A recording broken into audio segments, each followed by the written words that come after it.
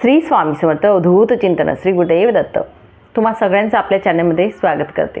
तर बघा, नवीन सेवेकरी असतील त्यांच्यासाठी सुद्धा हा आजचा व्हिडिओ होणार आहे। तसेच ज्या लोकांना वाटत असतं की मी सेवा करून सुद्धा मला फळ मिळत नाही, किंवा ताई तू सांगत असते मला असे संकेत येतात, किंवा कुणीही व्यक्ती सांगतं की मला असे संकेत, मला असे दृष्टांत येतात, किंवा मी सेवा केल्याने मला ही फलप्राप्ती मिळालेली आहे आणि मलाच का स्वामी फळ देत नाही, किंवा माझं स्वामी ऐकतील ना, माझं स्वामी ऐकत का नाही, असे बरेचसे प्रश्न तुमच्या मनात जर असतील तर नक्कीच आजचा व्हिडिओ बघा। आपलं चुकतं काय ते नक्कीच तुम्हाला प्रश्नाचं उत्तर जर मिळालं तर खूपच चांगलं, सोन्याहून पिवळं। आणि त्यासाठीच मी एक प्रयत्न करणार आहे प्रामाणिकपणे। ज्या लोकांच्या मनात शंका आहे की मला सेवा करून सुद्धा फळ का मिळत नाही, किंवा स्वामी माझा ऐकतील ना, किंवा असं घडेल ना, माझ्या मनासारखं घडेल ना, असं वाटत असतं, त्यांच्यासाठी आजचा व्हिडिओ होणार आहे। तर आपल्या विषयाला सुरुवात करूया। तर बघा, सर्वप्रथम मी तुम्हाला सांगितलं, महाराजांची सेवा करत असतो तेव्हा सर्वप्रथम सगळ्यात आधी तुम्हाला सांगेल तर आपल्याला शरण जाणं खूप महत्त्वाचं असतं, पूर्ण सोपवून देणं खूप महत्त्वाचं असतं।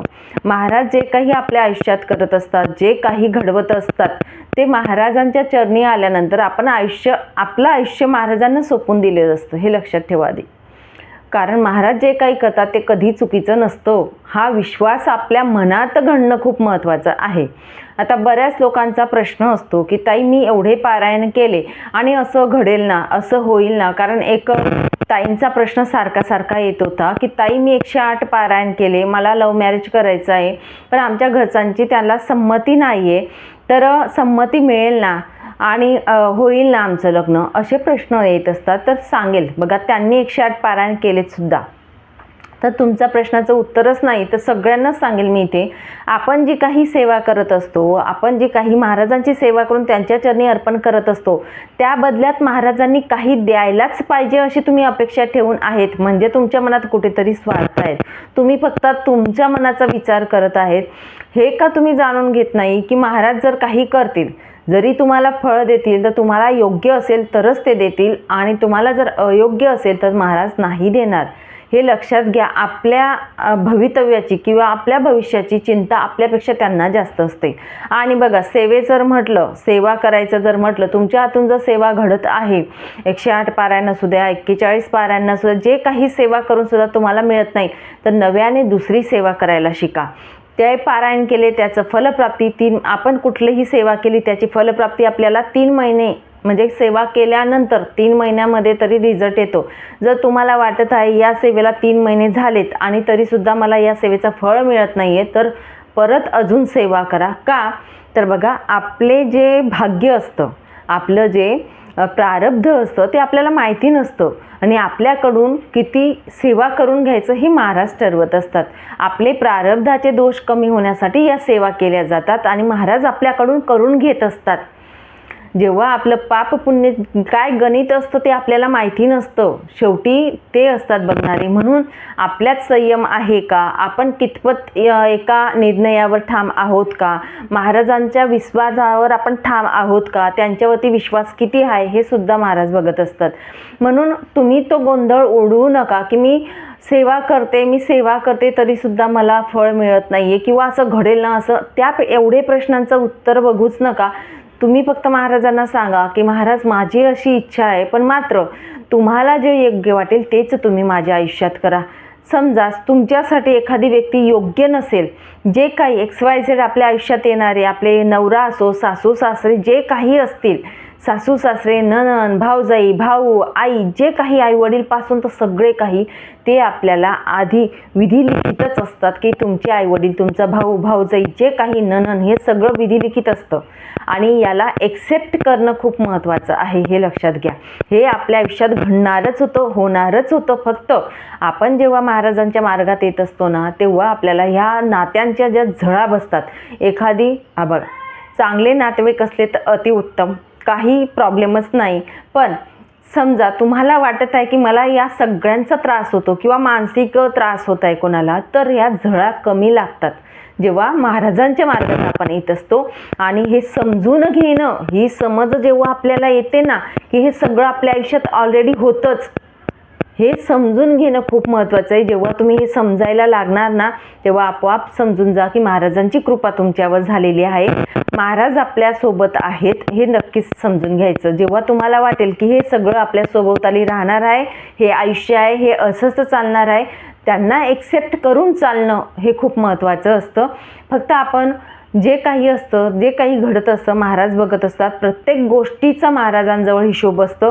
अगदी एक वेळा जरी तुम्ही श्री स्वामी समर्थ म्हटलं, त्याचासुद्धा हिशोब महाराजांजवळ असतो. तर सेवा तर खूप मोठी गोष्ट आहे. म्हणून कधीही मनात आणू नका की मी एवढी सेवा करून मला का मिळत नाही आहे किंवा सेवेचं फल का मिळत नाही आहे, अशा गोष्टी मनात येत असतात. त्यासाठी मी अशा पद्धतीने तुम्हाला सांगू शकते इथे. त्यानंतर दुसरं अजून सांगेल की नित्यनियमाने आपण काय चुका करत असतो. बघा, आपण नित्यनियमाने काही सेवा असतात किंवा काही असू द्या, XYZ कुठलीही सेवा जी असेल ती आपण महाराजांची करायला पाहिजे. म्हणजेच नित्याने आपलं बघा, गुरुमाऊली सांगतात त्यानुसार घ्या. स्वामी चरित्र सारामृत, श्री स्वामी चरित्र सारामृत या ग्रंथाचं नित्यनियमाने क्रमशः 3 अध्याय आपल्याला पठण करायचे असतात. सुरुवात तुम्ही गुरुवारी करा, नवीन सेवेकरी असणार तर गुरुवारी 3 अध्याय, शुक्रवारी पुढचे 3 अध्याय, अशा पद्धतीने 3-3-3 21 अध्यायांचा हा ग्रंथ असतो. 7 दिवसात एक पारायण तुमचं पूर्ण होत असतं. तुम्हाला शक्य नाही, वेळ नाही ताई, नोकरी आहे, तुम्ही ट्रॅव्हलिंगमध्ये वाचा, कुठेही तुम्ही वाचन करू शकतात. ॲप आहे आपली गुरुपीठची, तिथे तुम्ही जा, तिथे तुम्हाला मिळून जाईल, तिथे तुम्ही वाचन करू शकतात. ग्रंथ घेऊन जाऊ का, तर नाही, ग्रंथ घरीच ठेवा. तुमच्याजवळ मोबाईल, सगळ्यांजवळ मोबाईल नाही. तुम्हाला शक्य होतं, तुम्हाला सांगू का, अगदी 1 अध्याय नाही केल्यापेक्षा 1 अध्याय रोज पठण करा तरीही चालेल. तुमच्याकडनं होतच नाही, 3 अध्याय करायचेच आहेत आपल्याला, पण नाही होत तर 1 अध्याय करा. नाही शक्य होत तर गुरुवारी तुम्ही वेळ काढा, गुरुवारच्या दिवशी 21 अध्याय म्हणजे एक पारायण पूर्ण एका आठवड्याचा 1 दिवस करून टाका. गुरुवारी तुम्हाला शक्य होत नाही, रविवारी सुट्टी असते, ज्या दिवशी तुम्हाला सुट्टी असेल त्या दिवशी एका आठवड्याची सेवा 1 दिवस करून टाका. या पद्धतीने करा. महाराजांना सांगा काहीतरी थोडी का असेल आपण सेवा करणं खूप महत्त्वाचं आहे. नित्यनियमाने तुम्ही फक्त संकल्प करत आहे, संकल्पयुक्त सेवा करत आहे, त्याला काही अर्थ नाही. तुम्ही जर गुरु महाराजांना केलेलं आहे, गुरुपौर्णिमेच्या दिवशी बसतात, गुरुपौर्णिमेच्या दिवशी खूप काही सेवा करतात, गुरु बनवतात, तर ज्या पद्धतीने आपण जेवण करतो, जगत असतो, या जीवनामध्ये जे सुखदुःख येत असतात त्या पद्धतीने जेवण करतो, आजारी पडतो, उठतो, बसतो, नोकरी करतो, मुलं आहेत मुलांचं बघतो, त्या पद्धतीने आपला प्रपंच जो आहे या प्रपंचामध्ये आपल्या गुरूंची सेवासुद्धा घडणं खूप महत्त्वाचं आहे. म्हणून गुरूंची 5 मिनिट का असेना आपल्याला सेवा करायची. उलटी सुलटी कशी असू द्या, पण करायचा प्रयत्न करा. मी सांगेल की बघा, बऱ्याच महिला जॉब करत असतात, तासनतास तुम्ही देवाजवळ बसा असं मी म्हणणार नाही अजिबात. त्याशिवाय कुणाची प्रगती नसते, कष्टाशिवाय कुणाचीच प्रगती नसते. जॉब केल्याशिवाय किंवा कष्ट केल्याशिवाय हाऊसवाईफ आहेत त्या करू शकतात घरी ज्या राहतात, पण नोकरी वर्ग ज्या महिला आहेत त्यांना शक्य नाही, खरंच शक्य नसतं. तर तुम्हाला सांगेल गुरुवारच्या दिवशी महाराजांचा अभिषेक करा नित्यनेमाने 5 मिनिट फक्त. तुमच्या 24 तासामध्ये बघा भरपूर काही वेळ तुम्ही देतात, ऑफिसमध्ये देतात, मुलांना देतात, सगळ्या गोष्टीला तुम्ही वेळ देतात. धावपळ आहे, मी मान्य करते, पण आपल्या गुरूंची आठवण तुम्ही 5 मिनिटासाठी ठेवा. 5 मिनिट देवघरासमोर बसा, महाराजांजवळ निवांत बसा, डोळे बंद करून बसा किंवा महाराजांच्या समोर बसून महाराजांकडे बघा, नामस्मरण करा.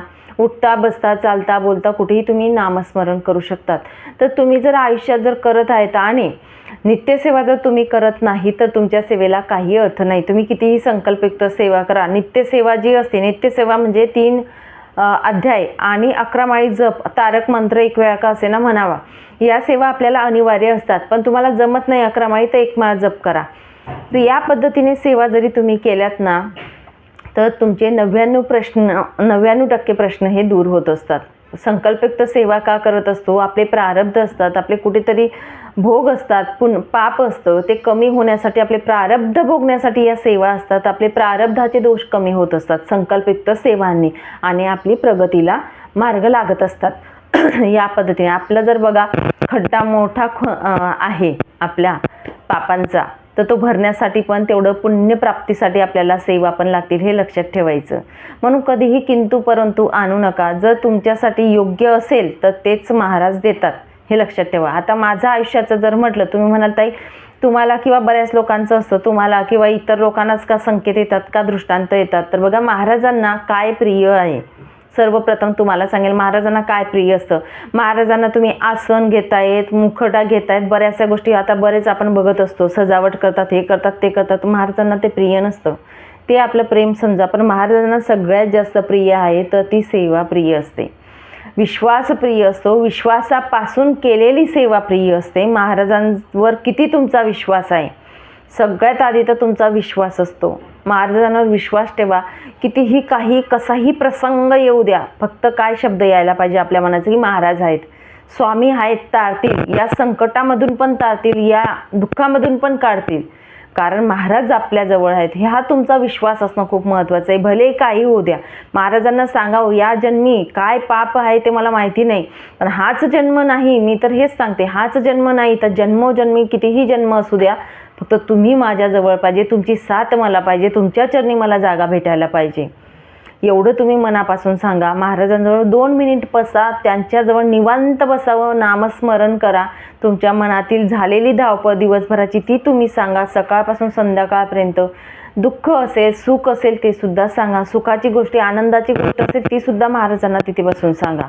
या पद्धतीने तुम्ही जर सेवा केली आणि मनाचा ठाम निश्चय ठेवून तुम्हाला सेवा करायची, तरच तुम्हाला जे मार्ग असतात ते मोकळे होतात, तुमच्या सेवेचं फळ मिळतं, तुमचं मन हे स्थिर होत असतं. सेवा केल्याने आपला मन जे असतं ना, त्याचा म्हणजे आत्मविश्वास वाढतो मनाचा. आपण महाराजांच्या अजून जवळ जातो जर पॉझिटिव्ह वेने घेतलं तर. मी ज्या पद्धतीने आजच्या व्हिडिओमध्ये सांगितलं त्या पद्धतीने तुम्ही जर विचार केला तर. तुम्ही जर म्हणाल की मी सेवा केली आणि मला मिळालंच नाही फळ, माझे 108 पारायण झाले तरीसुद्धा असं होईल का, ते होईल का, हे होईल का.